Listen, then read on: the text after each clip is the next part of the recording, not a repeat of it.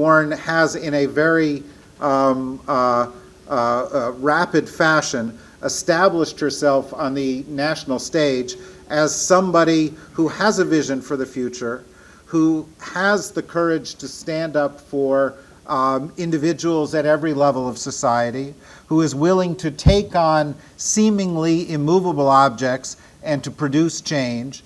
And what we have seen is all of these things, that kind of vision, that kind of appreciation for the depths of every level of society, and particularly the willingness to take on the toughest challenges we face, are absolutely essential in addressing these issues of infrastructure. And that's why we're all so fortunate to have Senator Warren join us. Please join me in welcoming her to the stage. Thank you. Thank you. Thank you, David. I appreciate the introduction. Thank you to the Carnegie Endowment for International Peace for organizing this event. Thank you all for being here. Thanks to the Vice President. You're now locked in your seats and can't leave, no matter how boring I am. I'm really, this works. I really do appreciate this chance to talk about strengthening investments in America's infrastructure, because as I see it, investing or failing to invest in infrastructure is right at the heart of how we build a future in this country. In fact, infrastructure is a basic example of why we have government at all. Government permits us to do things together that none of us can do alone.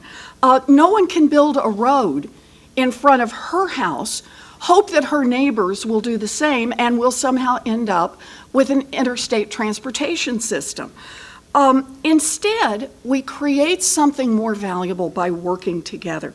And the consequences of working together is that we help create the conditions for our people to become more innovative, more competitive, and more successful. Now, there are a number of areas where public investment is critical. Education. It gives us well-trained, talented, creative workforce, person by person. Education gives people a chance to become more productive. Federal research helps us develop ideas and innovations, from life-saving drugs to the internet to GPS and a top-notch power grid that's going to help us access clean energy without destroying this planet. Federally supported research creates jobs and helps make us competitive. And transportation infrastructure. Transportation infrastructure is a critical component to building an economy that produces more opportunities for everyone. Better transportation means businesses can get their goods to market. From investments in the Erie Canal to the interstate highway system, for centuries, transportation investments have expanded markets and promoted businesses. Better transportation also means that workers can find work and employers can find workers. Highway and commuter rails give employers access to a wider variety of trained workers. And if workers can commute cheaply, then companies can save on labor costs. Similarly, workers can consider a wider variety of jobs or train for new jobs if they have access to reliable, cheap transportation. Better transportation moderates urban housing costs. The long-term trend in higher housing costs in many urban areas raises the prospect that eventually those costs will strangle new businesses, and because workers can't afford to live nearby. If outlying areas are linked to urban centers by high-speed rail, then supply and demand kicks in and housing costs moderate. Better transportation infrastructure also gives us a chance to reduce energy consumption and, in particular, to reduce carbon-based pollution. As we face global climate change, a bigger investment in transportation infrastructure could significantly reduce oil and gas consumption in the United States. I make these points only to say it's clear. Businesses do better, workers do better, families do better, our Earth does better when we have state-of-the-art infrastructure available. Infrastructure is a core element in building a stronger, more robust future. But here's the rub. There's not really much dispute over the importance of infrastructure. And yet, our transportation system is falling apart, our power grid is outdated, and basic communications technology in part of this country are slow or non-existent. And this isn't a one-time blip. We have systematically underinvested in infrastructure for 30 years now.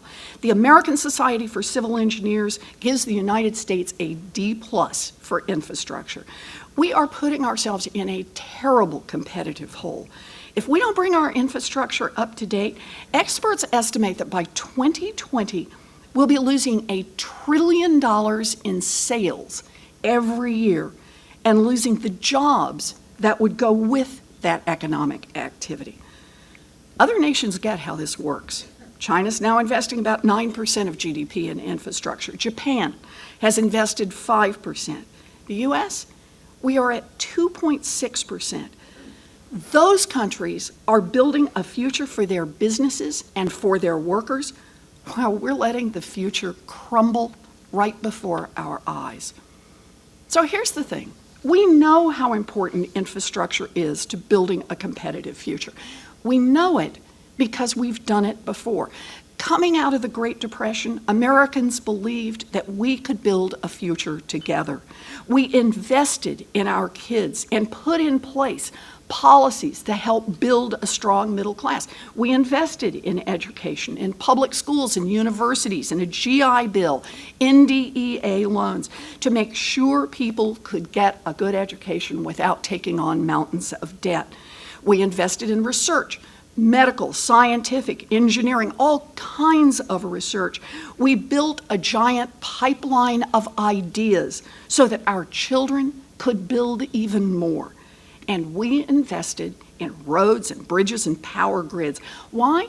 Because we didn't know what the next great business would be. We didn't know who was going to start that next great business, but we knew they were going to need electricity. We knew they were going to need roads and bridges to get their goods to market. So together, we made it possible to grow businesses and to grow jobs right here in America.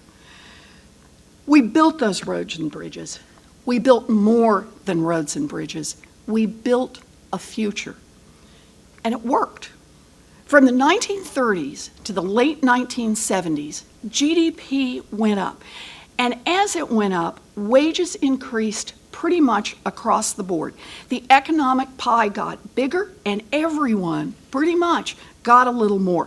In fact, I want you to look at it this way. The 90% of Americans, that is everybody not in the top 10%, the 90% got about 70% of all new income growth in this country.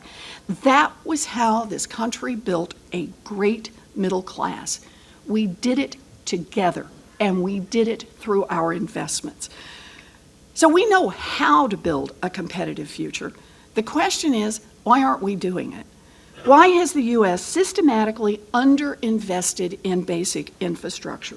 Why aren't we keeping up with our needs for high-speed commuter options? Why aren't we rebuilding roads? Why are we letting bridges decay until they fall down? No one in Washington will say they don't care about roads and bridges. But watch what people in Washington actually do. It started in the 1980s with a new ideology, Republican trickle-down economics. Its disciples claimed that if government policies took care of the rich and powerful, wealth would trickle down on everyone else. Trickle-down believers cut taxes sharply for those at the top, and then to pay for it, cut our investments in the future. Investments in education, investments in roads and bridges, investments in research, investments to build opportunity.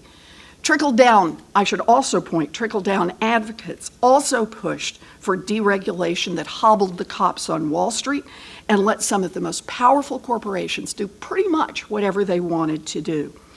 Now, this Republican approach is pretty simple. Businesses are on their own, families are on their own, consumers are on their own. Each fights for one part and keeps whatever they have. The basic idea is, I got mine, the rest of you are on your own.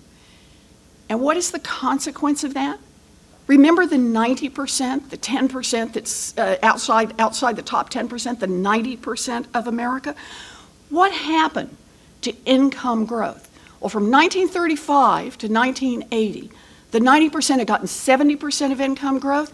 From 1980 to 2012, the latest year for which we've got data, the 90%, how much of the income growth did they get? Answer, 0. None. Nothing. 100% of income growth went to the top 10%. In other words, the story of letting our infrastructure crumble and the story of the hollowing out of America's middle class are inextricably linked. They are both the ugly offspring of Republican trickle-down economics, a notion that the government is here to work only for the rich and the powerful. Underspending on infrastructure is about choices. When there is not enough money to fix our transportation system, then it's because this government has made other choices. Choices, for example, to spend on subsidies for big oil or big agriculture. Choices to maintain tax loopholes for giant corporations that are highly profitable, instead of collecting those revenues and spending them on infrastructure. Underinvesting in transportation or power grids or communications doesn't happen in a vacuum. No one sits around and says, I hate roads. No, underinvestment is a necessary consequence of other decisions that are undermining our economic future. So when politicians say no new spending, no matter what they're really saying is they would rather spend money on current tax loopholes and on subsidies that go to those at the top than to spend that money on infrastructure investments that will benefit the whole economy. I just want to give you one example from this summer.